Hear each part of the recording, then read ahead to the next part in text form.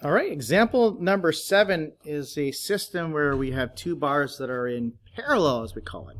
So you can see that we have this wall over here, right? It's all at 100 Celsius, and then you have like a secondary wall, like I don't know, over here. This is at now outside 0, it's freezing, right? But then we have two materials, a copper rod, and then we have a steel rod. Now, in this particular case, there's heat that flows through the copper, and there's heat that flows through the steel. But these are not equal to each other. Remember, in series, the heat flow rates are equal to each other. But here they're going together, right? But they're not equal, right? They're not in series or succession with each other. So if you recall, if you go look back earlier in the notes when we were doing these problems, you'll see there's a section here that talks about parallel heat. So when we have things that are in parallel, how do we find the total heat flow? We just simply add them. Just add the heat flow through 1 and number 2, and then voila, that's your answer. It's not, I would say doing problems in series are a lot harder. Okay, so let's go ahead and solve this problem now. So we are going to solve for the total heat flow rate through this.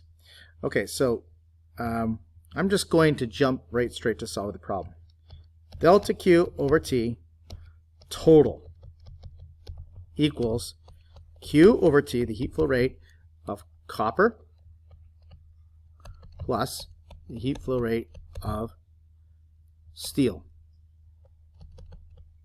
So then Q over delta T equals K copper, the area of copper, which looks like it's exactly the same, the change in temperature, which looks like it's also the same because it's 100, 0, divided by the length, which is different, plus K steel. The cross-sectional area again is the same, it's 0.004, right? And then delta T is also the same, but then the thickness of the steel is different.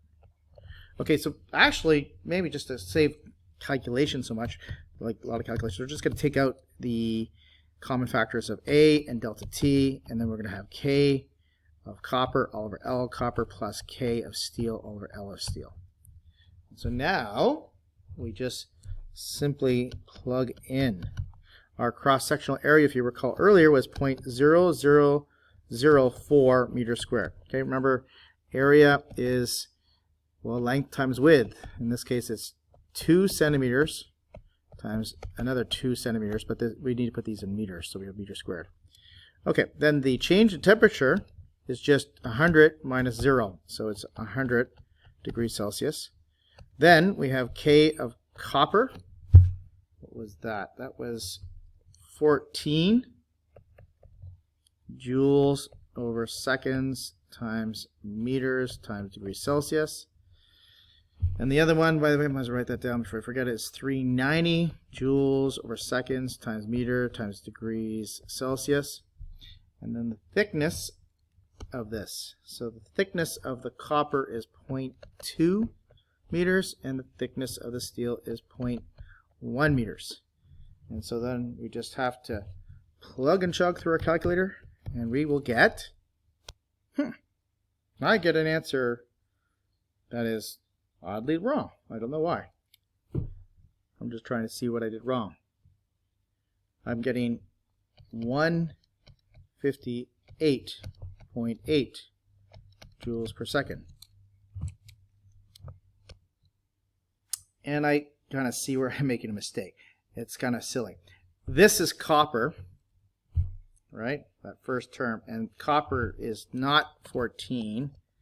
It is 390, right? So this should be 390, and that guy should be 14. Let me recalculate that. And I do get the correct answer. It is 83.6. Good. So I guess the moral of the story here is maybe I should have written down all my given information, right? So I don't want to make these silly mistakes. Okay.